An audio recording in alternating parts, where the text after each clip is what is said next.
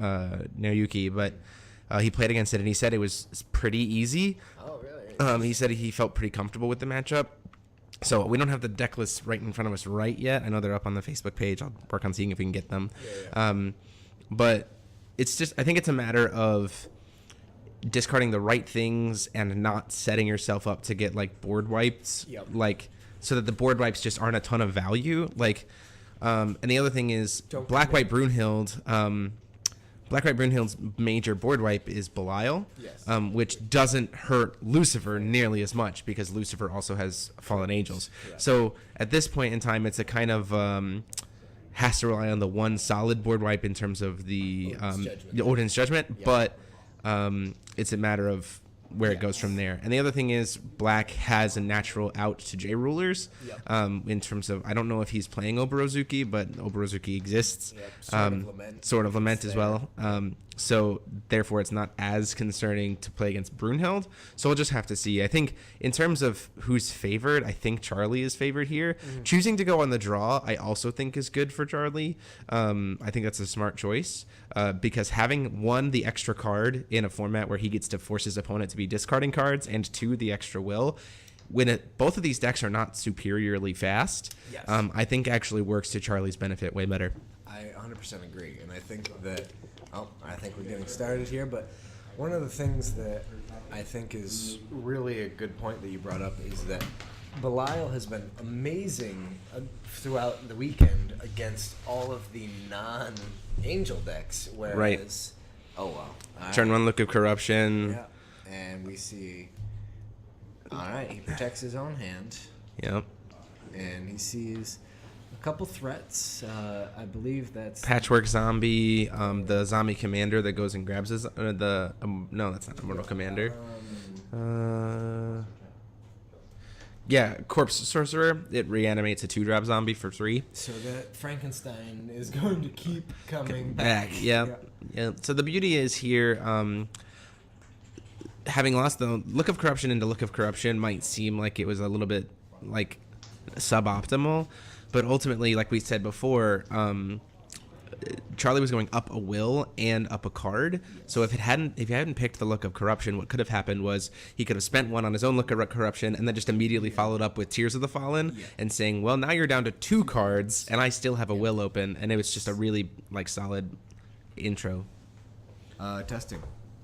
No. Hey guys, can you hear me? I'm okay. I mean, that's fine, but anyway, so yeah, absolutely. I think in this matchup, especially, being mindful how many cards are in hand, and about Azazel's, that if they can be played for lower cost, or Shemhaza has that pump. So both of these decks, we both know, are aiming for the mid to late game to really start doing stuff, and they both have Frankenstein here, which is actually really interesting, this 1,000 that threatens, but both of them are probably intimidated to use it now that Naoyuki knows that having Frankenstein die actually really helps Charlie because he has so many reanimations. Yeah, and he has Corpse Sorcerer. And the other thing is, too, is Black and White are weirdly enough the colors in this format that have the most, super solid free, removal. Yes. Hard removal. Like Spear of the Valkyrie, we saw that get played a ton, but it also works to a potential life gain, which is great. But then also Darkness has the Scythe in the Rune deck, has access to Life Severing Blade, has a lot of hard removal. So this is going to be an interesting game here to see how much of it is hand sculpting with your opponents and how much of it is keeping yourself alive. Interesting play here that paired out really, really well. So before draw, Charlie used the stone to mill a card, and he milled a skeleton, which is fine to mill, and then the card that he drew was the Knight. Yeah, the Disgraced Knight. So it's not only did I feel my graveyard, but I also drew into my 3-drop that's going to sit really well. Perfect 3-drop land that's really... I think that might be... If Hikafu can't answer that, that's going to be a huge tempo advantage. Right, absolutely. It keeps coming back, and he's already got one of the stones that kind of fuels that. And swinging in here with the Patchwork, and Yuki choosing not to block, so going to take 1,000 damage right there. Yeah. I mean, 4 of those swings and the game's over from a 2-drop. It doesn't recover, so it has a little bit slower time. Yeah. But you still got to admit, taking a fourth of your opponent's life in one hit is really good. Yeah, it's very, very powerful. And I think one of the big things here is Now, if he's not willing to block that, is he going to return fire of his own? And now with the rats here, he can trade into it pretty easily. Yeah. It's really, I think, going to come down to a matter of, I think a big portion of this is how each of them uses their instant speed removal, if I'm being honest, in terms of the combat tricks or when they're going to choose to take damage versus when they're choosing to commit. So Yuki getting, unfortunately, kind of punished by stones here, 4 darkness stones, and you see he has those 2 light cards in his hand. This is going to... Play the Shemhaza. So his opponent discards a card. He discards that Disgrace Knight, which he doesn't care about. Yep. And if he's got 3 cards in his grave, which I think he does, we might see a reanimate during the upkeep. Yep. So we see, it looks like 2 Belthors, a Spear of the Valkyries, and... That's a horde. Oh, a zombie horde. Okay. A zombie horde. Yep, we're going to see the Disgrace Knight get reanimated. Yep. So that's the interesting thing about Disgrace Knight, I think, in this format that people weren't expecting is there's really not a lot you care about in the graveyard once it resolves. Yeah, no, like in this format, there's like no remnant cards. Exactly. They're just like they just sit there, and there's really no way to like return stuff here to your hand consistently. Yeah. So like Disgrace Knight just says, well, as longer the game goes, the more I get to keep coming back. Yeah. And the fact that it's removed darkness cards rather than resonators or spells individually means that that effect is balanced by the fact that it can only be done on your turn, but it is very powerful nonetheless. Yeah, absolutely. So he takes the 2. All right, Shemhaza lets it go through. Interesting. So Nayuki is actually amassing quite a bit of damage to potentially be able to push through, but maybe just move a little closer to your microphone. Okay. That might help a little. is my Yep. all right. So we see him Black Rosario. We're just going to say, Okay. let's just get rid of those 2. I think that's a really smart play. Yeah. When he's so tapped out, he just sets himself up for this really aggressive next turn, especially with Yuki not having any white sources. And it hits another non-white. So, this is really, really not good. Doesn't have access to the solid board wipe. We eventually get to a Belial, sure, but really there's so many white cards. This turn, Frankenstein is going to recover. Right, and it's just going to be a lot of heavy hit. This is what we talked about. One of my biggest concerns for Naoyuki was if he can hit his white stones. Now, see, all right, we're getting more of these Magic Stone of the Undeads, which does fuel. Look of Corruption to see. Let's see if you have any kind of potential Yeah. darkness stuff to deal with what I'm about to throw at you. Tricks. Look at all that white. And so it's just a natural pick here to just grab the darkness spell. And I say that from the perspective of maybe the only thing you grab is Spear of the Valkyrie, right? Yeah. But if he's potentially going into only 1 white will, then of those 3 cards in his hand, he will be able to cast 1. Yes. So choosing to take a Bethor, that's an interesting Really? decision. Maybe the thought was, don't want you to have a flyer Yes. that also draws you a card, potentially. All right, that's. I would have thought that the removal would be the prime suspect here, but I'm not sure what's in Charlie's hands. Right, and he does have access to Tears of the Fallen, so he could also potentially just follow it up immediately with the Tears to see what else he can rip out of the hand. True. So maybe the thought was Tears of the Fallen here guarantees you steal the creature, the actual usable removal spell, or the more damaging removal spell. Swinging in for 2, taking that damage. Yes. Swinging in for 8. Deciding whether or not he wants to take that damage or not.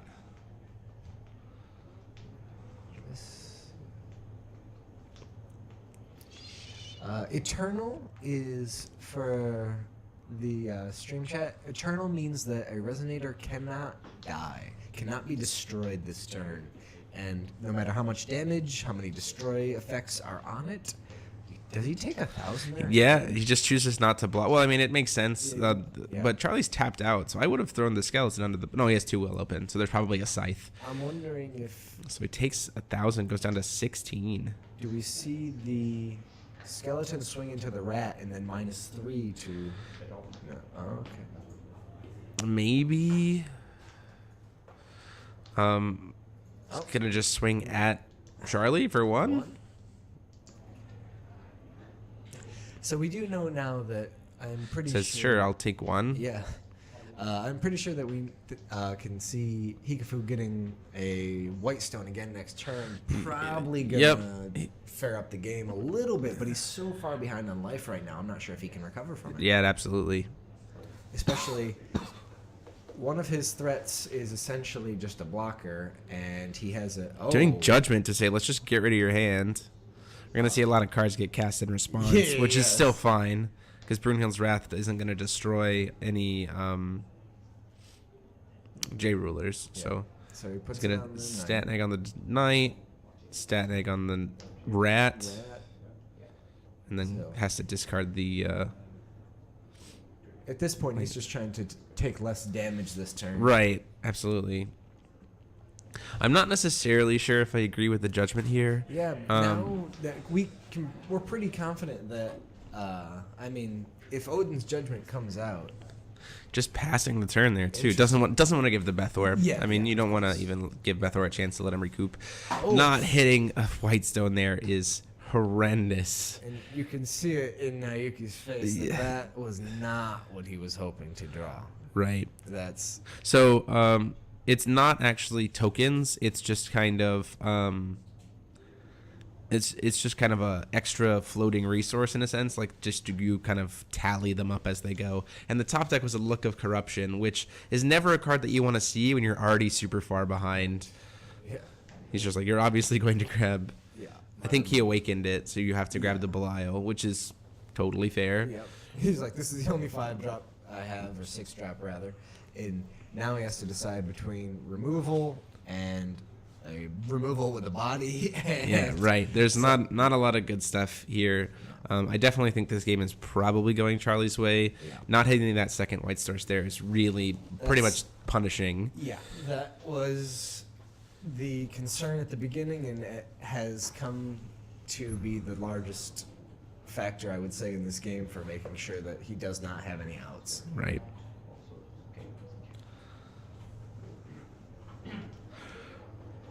And he has a flyer to stop the 8 in the air, right? And potentially draw a card. But again, Frankenstein's going to recover, so that's 10. He and does have the one white will open, so that he can use his rune deck to potentially gain a grand. Yeah, right. 1,000 there, but I don't know if that's going to be enough. I think we can assume if he hits the. I mean, we know if he can. That was live. Azazel. Yeah. That was really good. That's really good. Because we still have access to black tiers. Yep. So what he could do here is he could do Azazel. Excuse me. He could do Azazel. Just going to neg the board. Interesting choice. Does get to draw a card. I imagine we see that card immediately discarded with Tears of the Fallen. And we just swing in for 10. Interesting choice to not do anything. Swinging in for 10 takes him down to 6. He's going to spend to gain, I imagine, to gain 1,000 life. Gain 800, draw a card. Oh, okay. Maybe see if he can dig a little bit deeper. I don't know. So up to 14. Well, there's not. So he'll go down to 6. It essentially negates the Lucifer attack. And I see what he's trying to draw here, so that he's a little bit protected Black Tears. from Black Tears. And there's not lethal on board. It's just 5. Patchwork Zombie going to the grave. I think he has Shemhaza. Okay. Yeah. And then And Azazel of his own. Yep. Oh gosh, beautiful. into a backup Azazel. And he puts the Disgraced Knight into the graveyard, which is something he can buy back. Swings for 5. Takes it. Goes down to 3. Oh. So here's the weirdness. So he's gonna get a card draw, right? He's going to hit a Whitestone next turn. Yep. There's a Belial, which you can't cast that. No. He can. He could but- go board wipe into Belial, but you don't want to board wipe into board wipe. That doesn't do anything. Yeah. There we go. Probably the easiest spell we cast all game. Right, About to exactly. come out. Wait, what's going on here? So, I think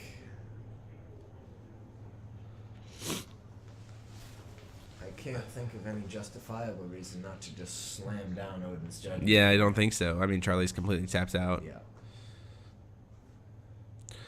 So the problem is even the Odin's Judgment, because Charlie's so high on life. Yeah. That Belial is great for a follow-up play next turn, like board wipe into board wipe. Yeah. But again, we already saw that Charlie has a Zazel, which isn't going to get killed. And then he also has those two guys to reanimate the Patchwork Zombies. Yes. So like it's going to keep coming back. Choosing to play the Belial first, that seems very questionable. absolutely. It's going to hit But 3 cards. the one thing that we can consider here is also he has the double white will to use his rune deck a little bit. A little bit better, yep. So taking 3 damage because the 3 creatures killed goes down to 39. Okay. So my reason here is he's gonna 3 white. Yeah. Shemhaza excuse me. picks forces his opponent to discard a card. And Discard. I think that was a rat. Charlie's still at 3 cards in hand, so Shemhaza's only a 10/10 right now. Which, Right. I mean, creature-wise, now you Look of Corruption. No cards in hand, so Look of Corruption doesn't do much. Blank cards But and we can just make him pick between those 2 yeah. cards with the Azazel. And that's gonna basically be game. Oh no, he does have the life gain rune. Yep, he still has access to the life gain rune. And Charlie is going to take 100 damage from this dying as well. So. Go down to 35.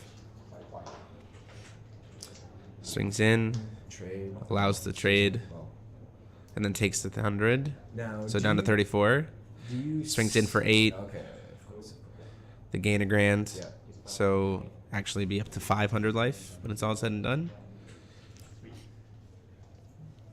And interestingly enough, Hikafu can slowly start to pick apart. But the thing is, if Charlie doesn't tap out, he has access to at least 2 of those knights at this point. Right, exactly. And that's the answer to having that board wipe. Like, Charlie knows that there's an Odin's Judgment coming. Yes. So he doesn't want to get too crazy. But he's just... Putrefy. Yep. I think maybe the first time we've seen that. No, Charlie talked about this a lot. I was talking with him yesterday. He said this card has been hands down probably one of his favorite runes that he's been using. He's been using it to maintain tempo all day. He just says you get 1 more turn with that creature, Yeah. and there's no way around it. Like the only way to fix it would be if Nayuki suddenly had the addition that gives him Eternal, Yeah. which is not gonna happen. Yeah. And something interesting here to note too is that Scythe of the Reaper is Divinity 3, Right. whereas this is Divinity 2, and while it has the delayed trigger, it also can target anything. Right. Whereas Scythe only targets the small stuff. So being able to hit Belial is only doable by Putrefying. So he's gonna take his all right. Oh, He's gonna throw the Azazel to block it. That's huge. Take 100.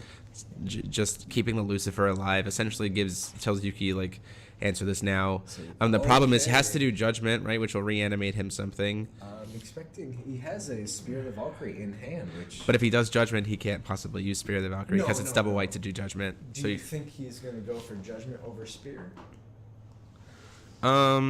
Seems like that's what he's gonna do, which makes sense. I mean, Brunhild's flying, so can answer the Lucifer. Gets to bring back something of his choice. Maybe Shemhaza? Shemhaza, yep. And now Shemhaza grows into a 14/14, at least for the Rest of this turn. Yeah.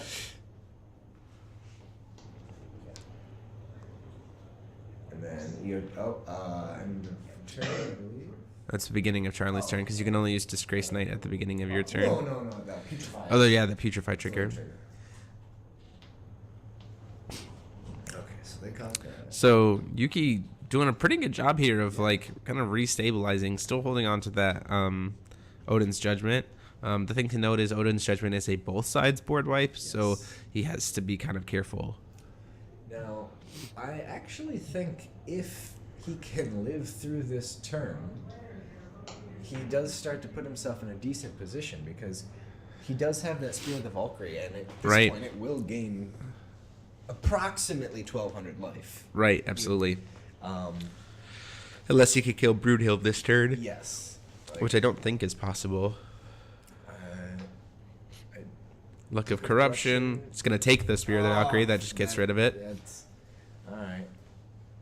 Rotation happened on Friday. Lulz Azalek.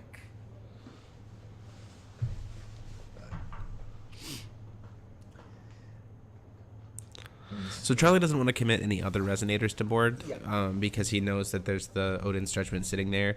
The other thing to note is that it's actually kind of beneficial because of where his life total is right now to just like let this turn happen and not swing. Choosing to pay 2 to play a Patchwork Zombie, which is an interesting choice here.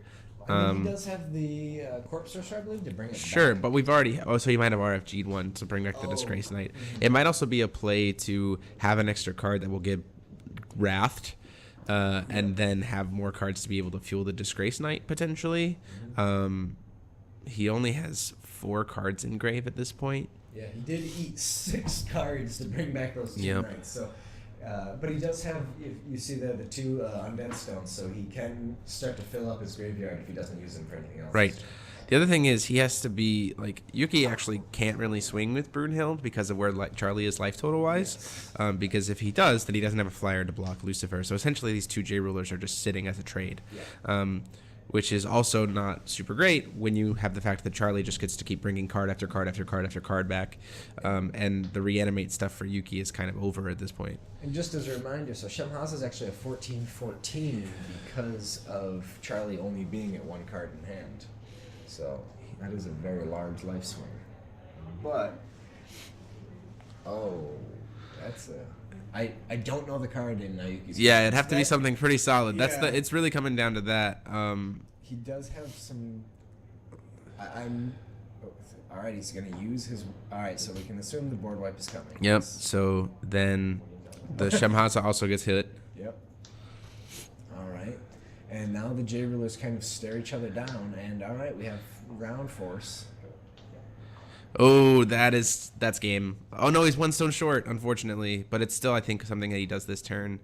He just drew into Oborozuki, so he can tap for stone, pay the 6, and kill the Brunhild. And he'll kill his own Lucifer doing that, but No, it wouldn't kill his own Lucifer. It kills everything. Oh, it goes to kills all J rulers. Yes. So, but it might be the play to make. Yeah, because he has the knights to really kind of push the game. So, yeah, that's what we're saying. I got a good. Yep. And it's the right play. Yeah. Kills both J rulers, gets Brunhild off the board, gets the Valkyrie off the board, and again, Yuki's in top deck mode. So having even the he's thinking about whether or not to sack the Disgrace Knight to make Oborozuki a flyer. He is. So this is the first time all event that we've seen this. So it has its fresh blood counter on it. So it is an 8/8 flyer. Very powerful. Also, he has the ability to actually kill the zombie that Nayuki has should he attack with it, making him stuck with the token. Which, I mean, it's flying, so it'd be lethal anyway. Hitting an Azazel, which is doing the draw cards, or seeing a little bit maybe of a dig. Another Azazel. Okay, keeps threats. I mean, to be fair, he's digging his way. 2 life severing. That's real unfortunate. Well, fortunate for Yuki. Sorry, I should say that. My bias is getting to me. That was really that was a really solid reestablishment play. Yes. So 4 damage coming in here, taking him down to 15. He now has his 3 light will open too, which is huge. This is all the access to the rune deck is there. I'm really curious what Charlie just got here. All right, we see Shemhaza. All right. He has to choose to spend it now or not spend it. Forever hold his peace. So interesting. I think he has to, right? He's gonna kill the Oborozuki. Okay.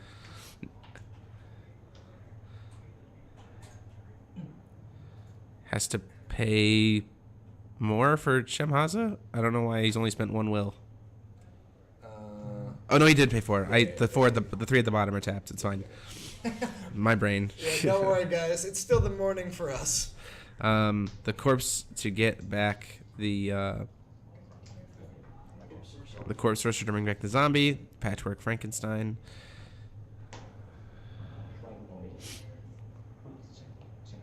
Azazel swinging in, takes the first 9. Oh no, chooses to block with. Oh, maybe thinking about it. I'm wondering if choosing to block with Shemhaza. He's gonna bounce the damage back.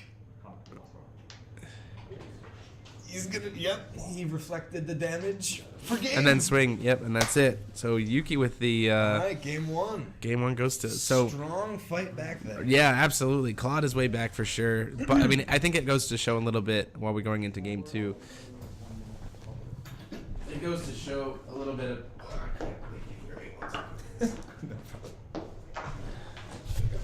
It goes to show a little bit about some of the the utility that can come out of the rune deck. Because like that rune deck looks completely different than any of the ones we've seen before. Yes. In terms of like for both of them, like the putrefy, the karmic reversal, all of that stuff. We have not seen those, and those are huge swingy cards that you might not like expect to be the standard. Oh, these are the best cards we always want, but. That play right there was kind of something I was wondering if we would kind of get to a phase where he has to block and it then forces this position. So that was a really nice play. I really wish we had the deck list in front of us here, guys. I apologize. We're looking for them now.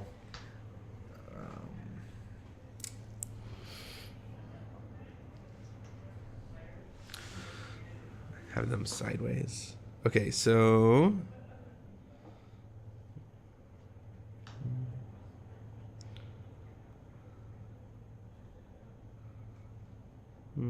So Nick's sideboard is 1 Belial, 1 Shemhaza, 1 Oborozuki, 4 Vlad, 4 Whispers of the Devil, and 4 Ruins of Neverending Rain Ruins.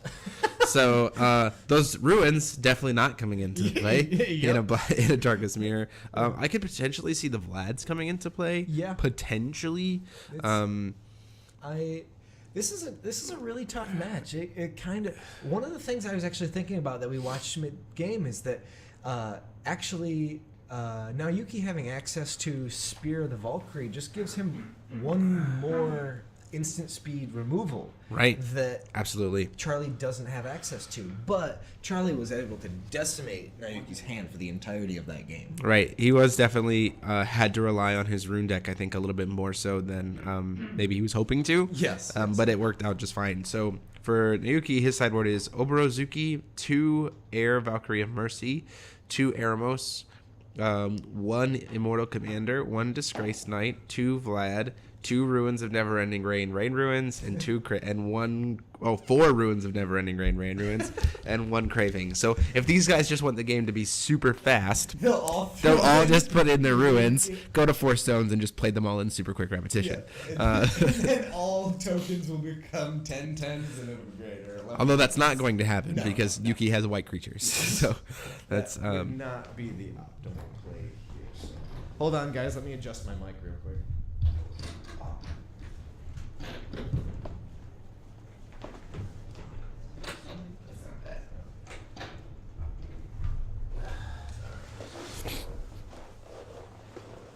All right, we're good.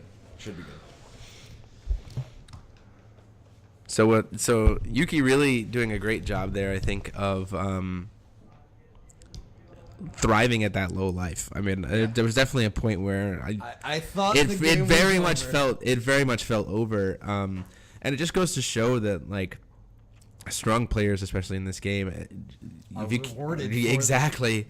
When we thought, oh, maybe he's going to drop the Odin's Judgment here, he ended up holding off. Yeah, playing absolutely. To his outs here, and I think that was an example of, you know what? He didn't hit a second white stone until turn 7, I think. Yeah, and it ended up paying off, and I think that goes to show a little bit of solid deck building for the Japan team, in the fact that this deck, at least in this way it's designed, has spot removal in both of its colors. Yes. So like while it's waiting on it, and it has board wipes in both of its covers. Yes. So it's really done a good job of making up for the fact that it's consistency wise, it's just not going to have as much. It's going to be a little bit more dependent on the stone build, with being able to back it up to the point where it can get to 7, 8, 9 stones. At that point in time, it's just free reign to cast whatever they want. Something really cool, I think, is to just note that Japan only really had, I think, about 9 players at the entire tournament. Absolutely. And managed to put 2 people in the top. And actually, the 9th place was also a Japanese player. So, very impressive showing. Yeah, I'm really happy to see just how widespread the top 8 was this year. It was 5 different countries represented, with no country having more than 2 players in the top. Yeah. I just think it goes to show there's been a really high rise in like competitive skill, I think, over this past year across the board, which has been really excellent. For a while, it's just always been this U.S. Italy, U.S. Italy, U.S. Italy. So it's really, really nice to see that U.S. and Italy only took up 3 of the spots. Yes. So the other 5 were other countries saying, no, we are going to be here too. Yes. Oh, and I think that's awesome. And so Belthor gets discarded early on, and now we get the little combo of this is the combo I talked about earlier. The Look of Corruption into a Tears of the Fallen, hitting the oh man, that's really good. I think there's a second Look of Corruption in there, but still, even just stealing one is very nice for Charlie, especially when Yuki didn't have a turn 1 play, and hitting the Bethor to stop him from being able to have card draw, I think is also really nice. See that Eremos, the second Look of Corruption comes in. So now, looking here, we have the major threats being Shemhaza and Azazel. Now, it's a bit early on in the game. Do you think, for a player that's maybe just picking up on Lucifer this early in the game, excuse me, not Lucifer, but any discard deck, do you go for the threats that they can cast right away, the Skeleton Hordes, or do you think you might go towards the larger threats, or the answer, the removal? So I think I ignore the removal and the Skeleton Hordes. I don't necessarily really care about super right now, because the removal is only good if I actually play something that you want to remove, and so I can like control the pacing there of when you cast it. Yep. And the Skeleton Hordes have to wait a turn. Yep. So Azazel and Shemhaza I think are equal. Mm-hmm. It's this matter of if you want to hit the Azazel to cut off some advantage for Charlie, right, for him to be able to draw cards, or do you want to take off the 14/14 that will also make me discard a card, so it's an automatic +1 just on enter. It's a little bit of a trade-off. They both are 4-drops, so it's a little bit like but he chose the Shemhaza, which I think is probably the better choice, especially when he's having a little bit of a slow start. So something interesting here is that because Armoros has the protection barrier from chance and runes, the Severing Blade actually is totally irrelevant to his board state right now. So a very interesting choice. And Charlie plays both of the Skeleton Hordes last turn. He now has the potential to attack, which would block and die maybe by the Armoros, but he could send the second skeleton in and trade if he was so inclined, or he can put his rat into play. Well, the other play line here is potentially, which is not good. I think it was that's definitely the smarter play. Would have been to use Jet Black Wings to deal -6/-6, and then trade in with the skeleton. That's a fair comment. And so one thing I'm seeing here that leads me to be so a lot of value. Perfect stone distribution this game, and we're seeing kind of the value of his cards being able to really pull through here. Now, that's not to say Charlie has a lot of great cards at his disposal still, and his rune deck is very powerful, so I'm curious what we'll see. I imagine this turn we probably see a Jet Black Wings. I would assume so. Because then we can get rid of the Eremos Bless you. relatively easily.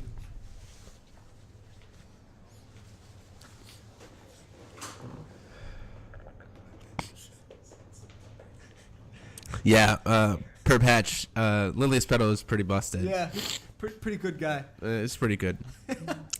So, all right. So, interesting. So, he's blocking with... Oh, no. Jet Black Wings. Yep. Yeah. Yeah. Belthor. Ear is a 6/7. Okay, yeah. I don't know why Air is tapped. I was like, I know you're showing him, but he's gonna get to kill the and keep alive the rat to kill the Eremos. Yeah. Although if he does, actually. Before things resolve, he could life severing blade it. That's fair. It's still fine. He can still swing the Skeleton Hordes in it. It kills. It's gonna kill the air. Anything that does combat this turn is going to die. Down. Yep. The question is, does he want to have Charlie tap out essentially to do it for his resonators, or So an interesting note for any new players joining is in Force of Will, the minus effects are a cloud effect, which essentially lingers on the field for the entirety of the turn. And so anything that even comes into play on Yuki's side of the field will have that -6 stat line. Rob, can you give me like a tissue or something?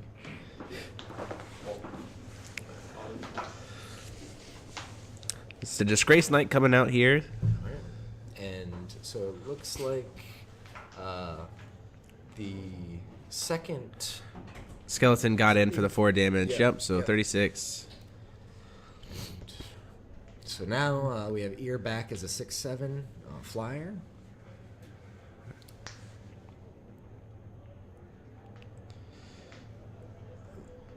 Luck of Corruption coming in. What do we see? There's that Vlad, like I said. Yep, not surprised that came into play. Ooh, Oberozuki and Life Severing Blade. That is a pretty powerful combination to have both in the hand. Yes. So there's just a lot of good stuff in Charlie's hand there. For those of you who don't know, talking about Vlad, we haven't seen one cast. So Vlad's a 4-cost 10/10 vampire with flying. You can banish a resonator to give it drain, and banish different resonators to either pump up stuff or pump down stuff. So you can give target J resonator +2/+2, or banish another resonator. Target J/res gains -2/-2, and it does affect J rulers, which I think is also very relevant in the long term. Absolutely, and it also turns on Life Severing Blade anytime you want, so that's a huge effect. So he ends up discarding. Didn't see what it was. Yeah, it's a little bit hard. And then we see the air bringing out the Bethor Belthor again. And so something interesting here is, so every time Bethor dies, he's drawing a card. Right, exactly. I don't necessarily know if the call was right to not hit the Vlad. The fact that he has one Life Severing Blade in hand and two skeleton tokens just means that there's a lot of advantage. here. Yeah, that Vlad is going to stick for a lot of work. And I mean, it's not unreasonable. I've done it in testing to sack a bunch of tokens along with skeleton hordes and gain 5,000-6,000 life, just putting you so far ahead in life that you can really take any swings. Yeah. The problem here in this game is, though, that there is a clock, right? Yes. So life gain, because Charlie didn't win the first game one, he needs to win he two needs to games win 2 games. in the next 10 Or minutes. in this game, however, in Top Cut, there is a if we go to game 3, there is the sudden death rule. So Vlad could end up being really great in the fact that you could get that life gain in and suddenly be like, well, I'm at 8 grand. Yeah. Okay. How's it going? There's no way, you can't kill me and I'll always have more life than you. Yeah. So that might be a legitimate strategy. Yep. Coming in here for 8 damage with the Disgrace Knight, I think it's really smart to go to, at this board state, I think it's really smart to go to combat first. Yes. So Absolutely. just getting those 3 things. Yep, in comes the comes Vlad. down.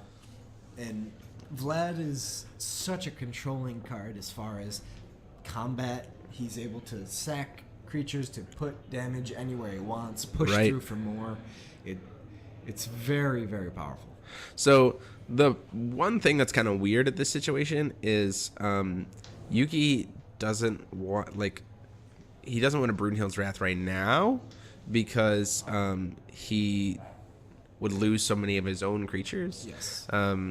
So you have to be a little bit cautious here about Charlie. I think is better off being a little bit cautious in terms of how much he swings in. Devotes to the field. Because he wants to be committed, not commit too much to field, but also he doesn't want to remove too much of Yuki's stuff. Because if Yuki's going to lose 3 of his own creatures, 3-4 of his own creatures in a Broodhild's Wrath, that's way less optimal. So leaving a couple creatures on board that he can maybe answer, I think is a smart decision. I could even potentially see Yuki just swinging in for damage here and then punishing after the fact. But the fact that so far I don't think there's any fallen angels on Charlie's side of the field, so even something like a Belial would... Belial would also be very effective. It would, again, also destroy Yuki's side, but potentially plays out. Looks like we have All right, so... another Heir of Mercy. So if you're going to reanimate stuff, I'm going to reanimate stuff. Bethor just going to keep coming back. Draw some more cards.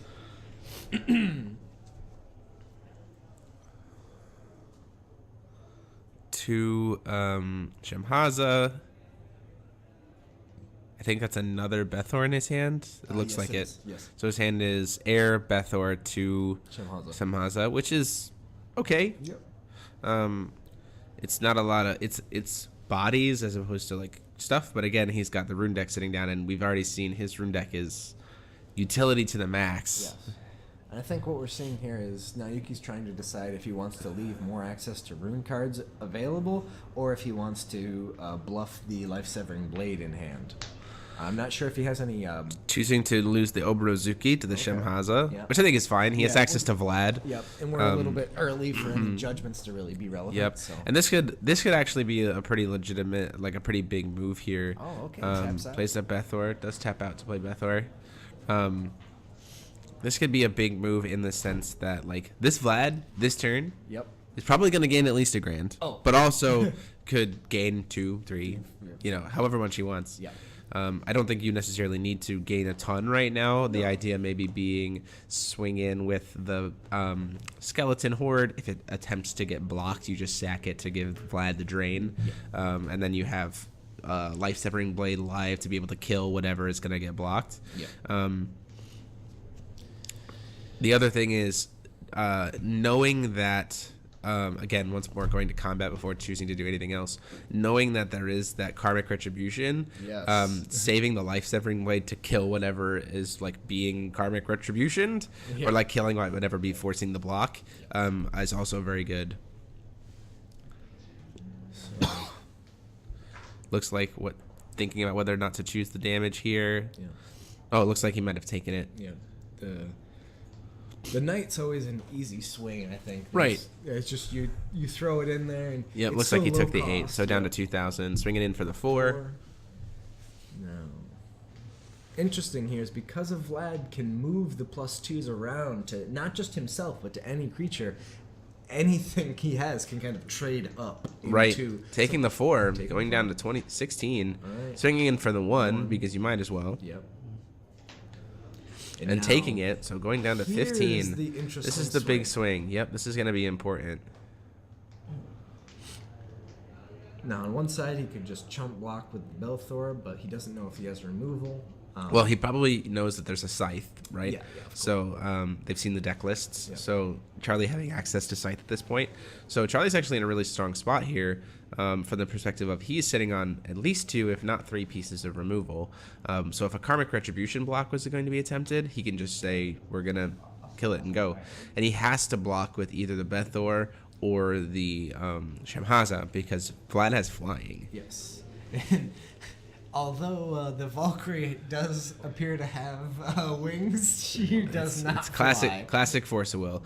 Choosing to pump up for lethal after choosing for no blocks. Yep. So pumping up Vlad after a choice for no blocks, being all tapped out, knowing that he's got the removals, quick 16 damage, and with that, Charlie closes out game 2. So we've got a lot of time here for game 3, and as we've seen with Vlad, we definitely have a potential where we can see I'm gonna gain 18, and just like be so high ahead on life with the board state really controlled that Naoki just can't come back. So this is going to be very interesting. I definitely think this is going to enter a point of sudden death. But we did see that match went a lot quicker. Yeah. So we'll have to see what comes out of it. I think the Vlad's definitely paid off, being able to kind of like set up the pumps or the negs, to keep things alive, especially sticking those 2 skeleton hordes. That essentially becomes 4 activations of Vlad once it gets sticks on the board. That's what's interesting to me, actually, is that Hikafu Naoyuki let Vlad attack unblocked, and that's like one resonator that you do not like. I mean, of course, make him at least use the cards, but he might have had the removal, but that's a kind of card that you don't let get through when you're low on life, because he can just sack his whole board to pump himself up. Yeah, and I think maybe Naoyuki maybe wasn't thinking about that, or I think the other thing that you could have done was to actually have done, once the Vlad goes played, just go ahead and use the board wipe. Just use it. Don't deal with him. You don't want to deal with it. The Enraged Knights, the Disgrace Knight's probably coming back, but the Vlad is especially with that much of an established board, letting Charlie have a turn to be able to play around with Vlad, I think was a mistake. Yeah. So we'll see how he adjusts his game style in game 3 here. I think that might have been something along the lines of not knowing exactly what his life total was, but I assume these players are the highest caliber. They know, and so it might just be the in the moment thing. Right. So Yuki was a little kind of damned if he did, damned if he didn't in terms of a block. Yes. Because he knows that he had to block with either the 4-drop or the 2-drop. The 2-drop is guaranteed to be killed because there's obviously a scythe. Yes. And then I think Charlie had like 4 cards in his hand, so blocking with the 4-drop is like, We knew there was okay, a he knew that there was a life-severing blade, which would only have cost 1. Yeah. So it's So just it kind of was- like, yeah, I there don't was really know no- what I was going to do, Yeah. so I'm just going to go ahead and take it and say we can move on. Yeah. But Yeah. And that's totally a legitimate line of play as well. So, first turn look of corruption. now- The Vlad. I think Take it's- the Vlad.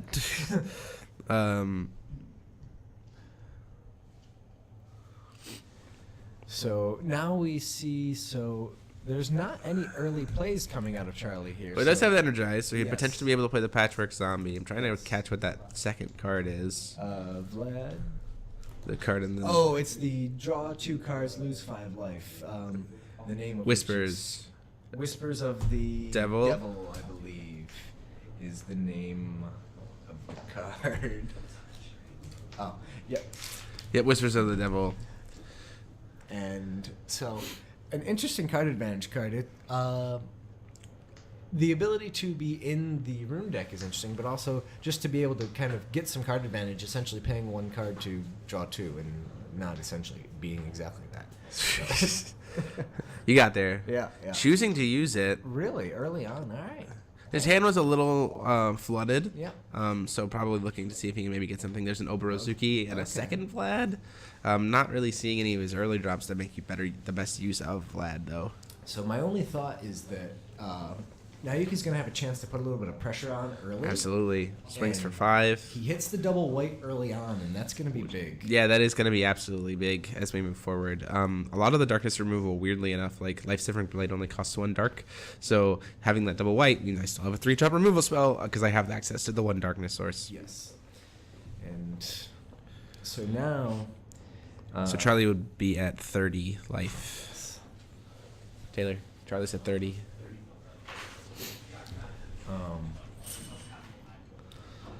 Now with a Called Stone here, you could energize into any of your 4-drops, right? Yeah, and so the fear there might be that just you want to make sure that you're getting the value, and obviously Charlie has to do something, right? He's got to put something on the field. Yeah, and Charlie's hand has 3 Vlads in it. It's a lot of 4-drop stuff, not a lot of other stuff to be able to work with. So we really can- missing out on those low-drop creatures. That Look of Corruption to steal the Patchwork Frankenstein is really coming back in a big way to help. And the Boruzuki, just as a note to anyone that's joining, so while incredibly powerful when you have a board, so to have the option to become an 8/8 flyer, without anything to sacrifice, it is just a 6/6, and it's on the ground at that point. So he's probably going to want to save that for the time being, not just wanting to throw it out there. It's not able to block the Belthor for the time being, although it could swing back in 2 more turns. Choosing to play another Whispers of the Devil, hitting himself for Or, 5. no, Discarding for hand hand size. Oh, goodness. Interesting. He does have, I believe, he has a removal spell in hand. Yes. He does have access to 1 life severing. Okay. And so it looks like he is gonna pay. Ooh, paid 3. It's going to use the Black Black Wings. Wings. All right. This makes me think that maybe Charlie isn't playing Scythe. That's. Yeah. Now, they're Because both Divinity 3, so it would be pretty hard for him to be running that many Divinity 3s. So maybe he is, and I think that's a fine play. It's great against the machines, and Right. So now Yuki hits his 3rd white stone here. Oh, he buys back the Belthor,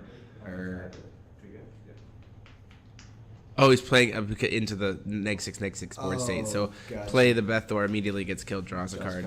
All right, so interesting play. So now he hits the 4. Shemhaza, he says, I need to start ripping apart your hand. Yeah.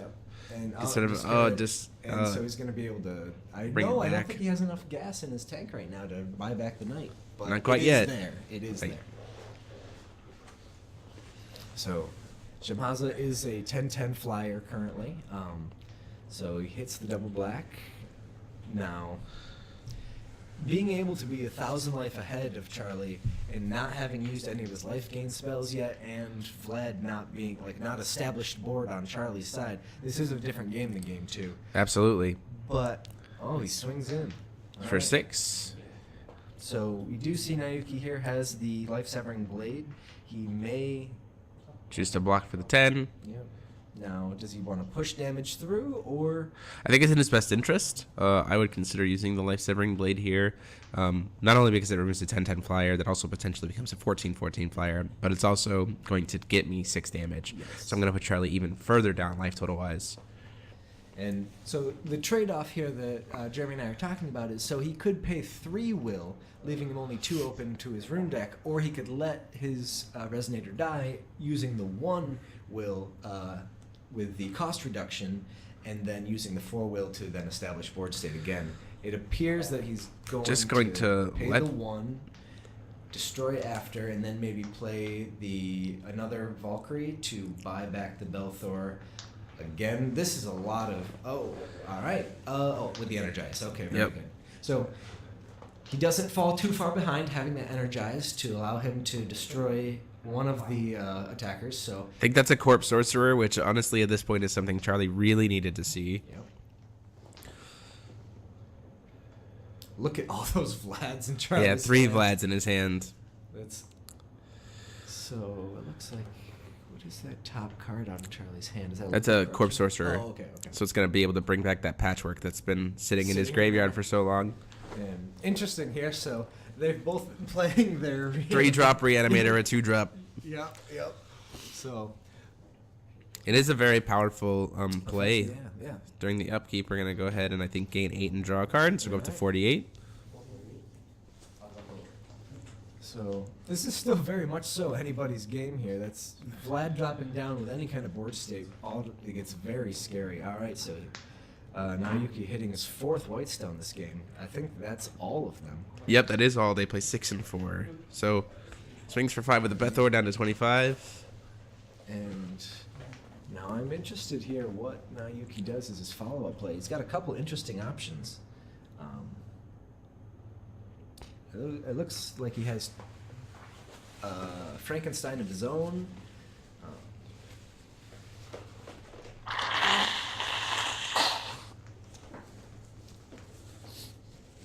The Patchwork does not have flying, and Belfort does. So, to answer Stream's questions, why didn't he block? He wasn't able to. So, Shemhaza comes down. Charlie deciding to discard one of his 3 Vlads. Yep, there's no point in keeping all 3 of them around when one can do the job. So this might actually be a turn where we potentially see a Black Rosario play. Yep. And I say that just from the fact of there's the 4th Vlad. So actually I think that Charlie is pretty happy to see that 4th Vlad get hit. Yes. Because now he doesn't have to worry about it. He's got 2 in his hand, which is probably all that he's going to have time to cast in this game. And drawing another 4-drop when his hand has been so flooded with 4-drops for so long, I think is just not what he wanted. I think if we do see, I guess I'll ask your opinion. Do you think if we see the Black Rosario, do you think we'll see the Spirit of the Valkyrie that we see Naoki loading up on in his hand to remove some threats? Potentially, I could see that. So he's going to have access if he wanted to play 4-drop and play Black Rosario this turn. So that's a lot of tempo going towards Charlie right now.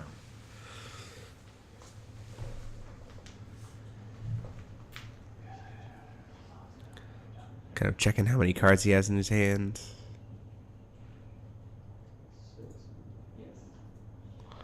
I think the Black Rosario into the Shemhaza would probably... So, like, I would probably cast the Black Rosario Yes.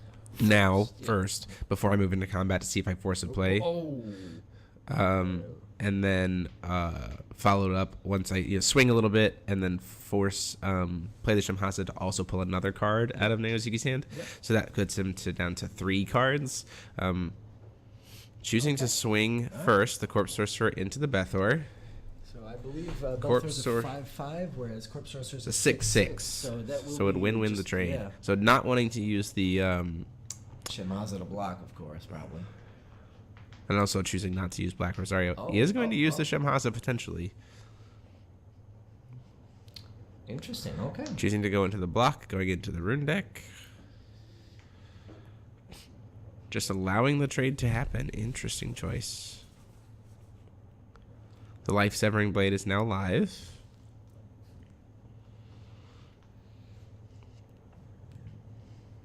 All right. So now, pay the 3. So We're seeing Vlad come down. The first Vlad. Swinging in for 10. I think we're gonna see a spear here.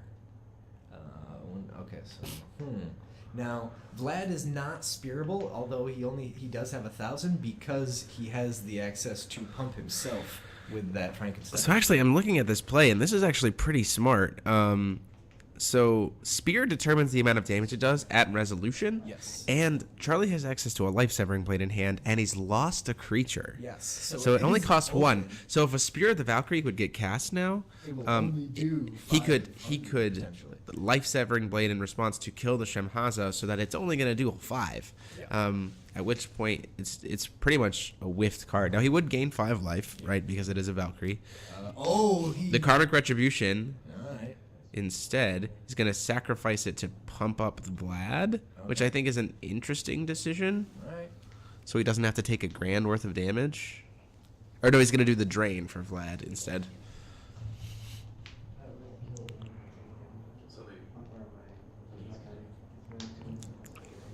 No, he gains drain. Vlad would gain drain for the end of the turn.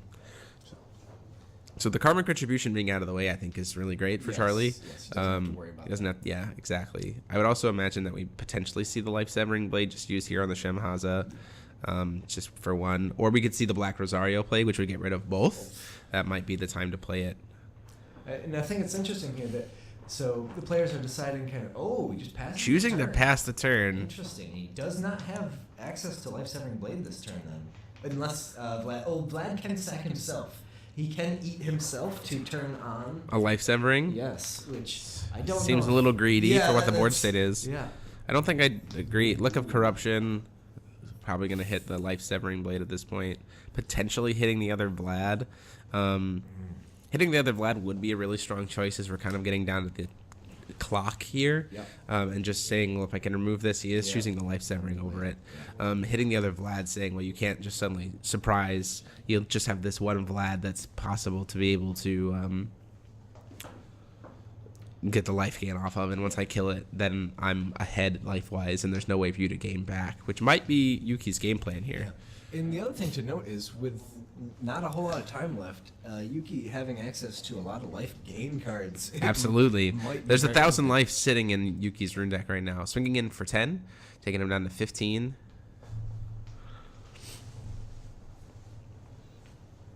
Obviously, the board wipe is still available to Naoki, and Charlie still has Black Rosario as well. Very powerful Master Rune.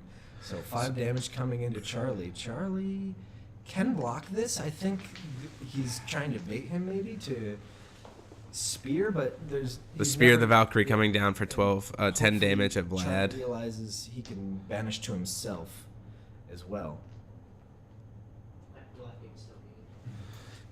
Still gains 10, so goes up to 58, and then another 5 damage goes through, taking Charlie down to 5 life. Or, sorry, 10 life. Yeah, so, man. All right.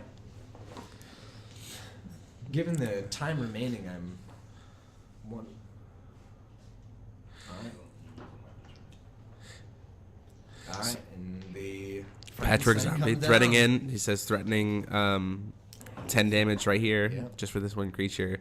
Unfortunately, I think having that hand flooded with 4 drops post mulligan, and then having your only 2 drop really pulled, just gave Charlie a super super slow start. Yeah. That just gave Noyuki the time to be able to establish his stone base and establish the tempo. That's just really, really solid. So we're going to see the board wipe back, into Black Rosario, right? So the Zazel into Black Rosario, which gives him a little bit of time. But at this point, Charlie is facing a lot of uphill battle. Yeah, and I mean, and I think he just drew a life-severing blade as well. So essentially, I could see us doing a Brunhild Judgment into, or a Call Stone. Okay. Interesting. Is that craving? I think that is craving for lethal. Paying my. 5 for craving. Opponent And loses 1,000. doesn't- You gain 1,000. He's got nothing. And Charlie doesn't have a way to quickly respond to that. It's just 5 damage. Or it's just immediate loss. Good So with game. that, Charlie, first seed, getting knocked out by Naoyuki Yada from Japan. right. So congrats Very to them. Good game. Very good game. All right.